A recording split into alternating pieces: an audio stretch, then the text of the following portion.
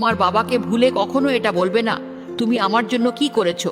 যদি তোমার মনে হয় তোমার বাবা তোমার জন্য কিছুই করেনি, তবে এই কথাগুলো একটু মন দিয়ে শোনো, না হলে সারা জীবন পস্তাবে। নাম্বার 1, যেই মানুষটাকে তুমি ভাবো তোমার জন্য কিছুই করেনি, সে বাবা কিন্তু নিজে না খেয়ে তোমার খাবারের থালা ভরিয়েছে। নাম্বার 2, ছোটবেলায় যখন তুমি কাউকেই ভয় পেতে না, তখন তোমার বাবা চুপচাপ তোমাকে আগলে রাখতো, যাতে তোমাকে সমস্ত সমস্যার থেকে রক্ষা করতে পারে।